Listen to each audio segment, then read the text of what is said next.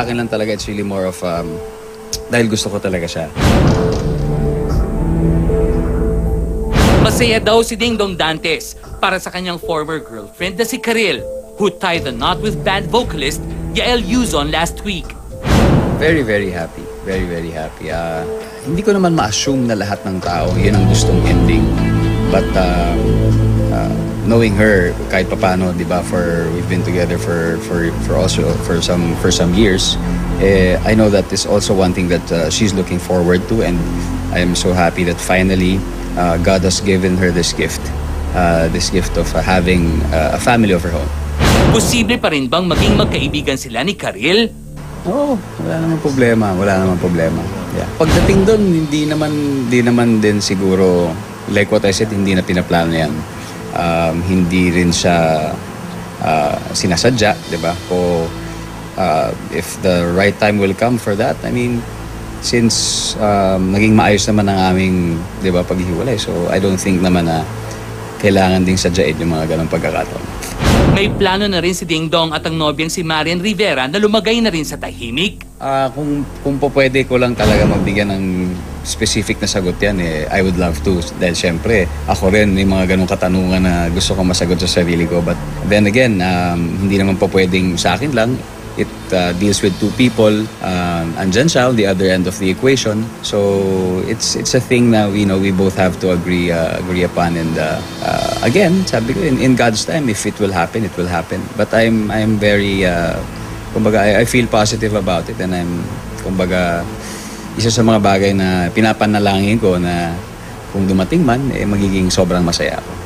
Samantala noong linggo, March 23, isa si Dingdong sa 800 estudyanteng tumanggap ng kanilang college diploma sa West Negros University sa Bacolod, kung saan nagtapos ang kapuso actor ng kursong Business Administration. Number one, importante para sa akin talaga yung education. Magmula noon, kasi nung nagsimula ako sa pag-artista, ang usapan namin ng mga magulang ko, sige, papasukin ko to, pero kinakailangan talaga na tapusin ko siya. Which I did. I finished high school.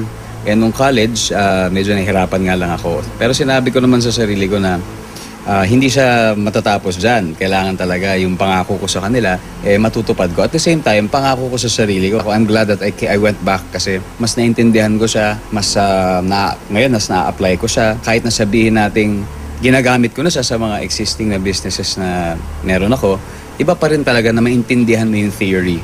So, it's really different to know what you're doing rather than ginagawa mo lang dahil for experience. Ilang taon ding binuno ni Dingdong ang kolehiyo at kahit abala sa kanyang karera, pinilit ni Dingdong na makapagtapos. First 2 years ko sa college, nag-San Beda ako. Tapos 4 years, nag-Ateneo ako. I had to take a leave of absence nung time na yon sa Ateneo. So, indefinite leave siya nung mga panahon na yon. Para mabuo ko yung program, naghanap ako ng isang paaralan kung saan mako-complement yung nakuha ko dati. Kahit may taping ako, kahit sa manager ko sinasabi, may schedule talaga ako na allotted na lumilipad talaga ako doon sa Bacolod at least once a month. At tuwing pupunta ako doon, ang tinatawag na face-to-face with the professors, may consultation din siya. So yun yung isang araw na nandun ako, lahat ng mga professors ko, mini-meet ko siya. Isa nga ba sa dahilan ng kanyang pagtatapos ng kolehiyo ay ang plano nitong pagpasok sa mundo ng politika?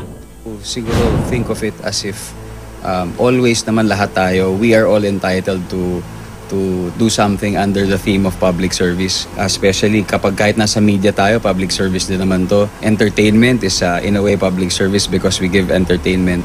And siguro it's just a matter of defining kung anong klase mga levels yan. Pero ever since, kahit nung nag-start ako, even when I entered this business, syempre my heart is always for the audience, for the people.